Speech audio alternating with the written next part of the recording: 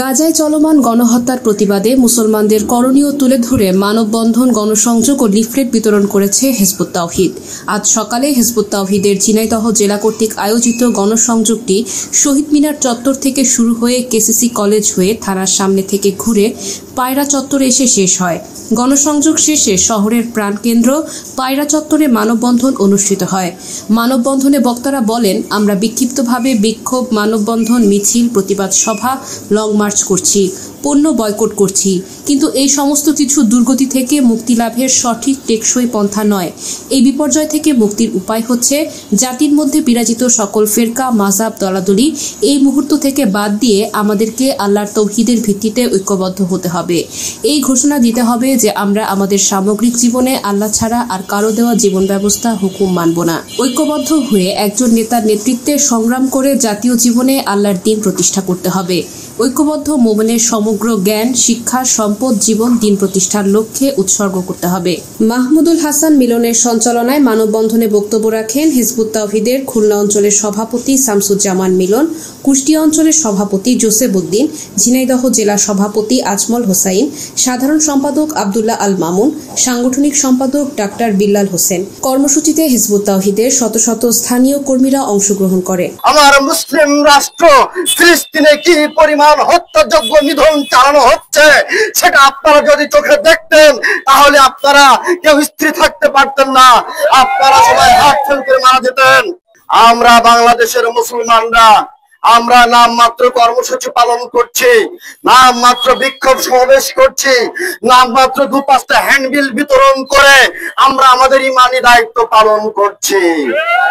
এই দায়িত্ব পালনের ফলে কি ফিলিস্তিনের মুসলমানদের কোনো কষ্ট লাঘব হয়েছে? ইসরায়েলি শক্তির বিরুদ্ধে আমরা কিছু করতে পেরেছি না? আমরা করতে পারিনি। বরং আমাদের এই উগ্রবাদী কর্মকাণ্ড, আমাদের এই জাতীয় কর্মকাণ্ড দেখে তারা আমাদের মুসলমান ভাইদের উপরে আরো অত্যাচারের মাত্রা আরো দিন দিন বাড়িয়ে দিয়েছে। এই সংকট শুধু ফিলিস্তিনি সংকট নয়, সারা পৃথিবীতে মুসলমানদেরকে শেষ করে দেওয়ার জন্য যে প্রক্রিয়া শুরু করেছে, এইভাবে যদি এই মুসলমানদেরকে নিধন করতে থাকে, এদিকে সিরিয়া মুসলমানদেরকে নির্যাতন করা হচ্ছে, হত্যা করা হচ্ছে, আফগানিস্তান, লেবানন, চেচনিয়া, বসনিয়া, তুরঞ্চি, কাশগড়, মায়ানমার, সারা পৃথিবীতে মুসলমানদেরকে আজকে ভয়াবহভাবে হত্যা করা হচ্ছে, নির্যাতন করা হচ্ছে। আমার কথা হচ্ছে, এই মুসলমান জাতিকে কি মার খাওয়ার জন্য আল্লাহ সৃষ্টি করছে? পবিত্র কোরআন আল্লাহ বলছেন, কুনতুম খায়রা উম্মাতি উখরাজাত লিন-নাস তা'মুরুনা বিল মা'রুফ ওয়া তানহাউনা আনিল মুনকার। মুসলমান জাতিকে বলছে আল্লাহ, তোমরাই সেরা জাতি, আমি তোমাদের উত্থান করেছি, তোমরা মানব জাতিকে সৎ কাজের আদেশ করবে, অসৎ কাজ থেকে নিষেধ করবে, এর জন্য তোমাদের সেরা জাত হিসাবে তৈরি করছি। তাহলে আমরা কেন ফুটবলের মতো মার খাচ্ছি? কি ভুল আমরা কি করেছি? কি আমাদের দোষ? কিভাবে এই মহাসংকট থেকে উত্তরণ পাওয়া যাবে? এই মহাসংকটের উত্তরণের পথ দিয়ে আমরা আজকে হিজবুত তাওহীদ হাজির হয়েছি। আজকে সারা পৃথিবীতে 800 কোটি মানুষ, এই 800 কোটি মানুষের মানবতা ফিরিয়ে দেওয়ার জন্য জাতিসংঘ তৈরি করা হয়েছে। জাতিসংঘ কি মুসলমানদেরকে মানবাধিকার ফিরাই দিছে? ওআইসি কি মানবতা ফিরাই দিছে? আরব লীগ কি মানবতা ফিরাই দিছে? সম্মানিত ঝিনাইদহবাসী, প্রিয় ভাই ও বোনেরা, আমি আপনাদের জ্ঞাতার্থে জানাইতে চাই, আমাদের এই প্রিয় মাতৃভূমি, আমাদের জন্মভূমি এই বাংলাদেশকে নিয়েও বর্তমানে চলছে নানামুখী ষড়যন্ত্র। আমাদের এই বাংলাদেশ আজ নিরাপদ নয়। এখন যদি এই একই পরিস্থিতি, একই সংকট আমাদের এখানে শুরু হয়, তাহলে আন্তর্জাতিক সম্প্রদায় কেউই আমাদের সাহায্যে এগিয়ে আসবে না। এই সংকট থেকে পরিত্রাণ পাওয়ার একমাত্র পথ, একমাত্র উপায়, ঐক্যবদ্ধ হয়ে এই জাতিকে জাগ্রত করতে হবে তৌহিদের ভিত্তিতে।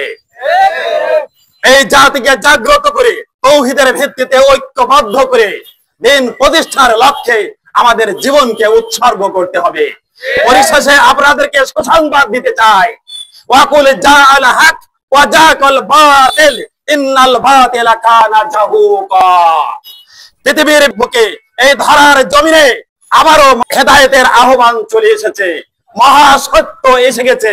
আল্লাহর পক্ষ থেকে আল্লাহর মনোনীত নেতা এই পৃথিবীর বুকে চলে এসেছে। আমরা সেই আল্লাহর মনোনীত ইমাম পেয়ে গেছি। সেই আল্লাহর মনোনীত ইমাম হচ্ছেন হিজবুত তাওহীদের মাননীয় ইমাম জনাব হুসাইন মোহাম্মদ শরীফ। কাজেই এই পৃথিবী থেকে যাবতীয় অন্যায়, জুলুম, জাহিলিয়াত, মিথ্যাকে এখন বিতাড়িত হতেই হবে, নির্মূল হবে, বিলুপ্ত হবে ইনশাআল্লাহ।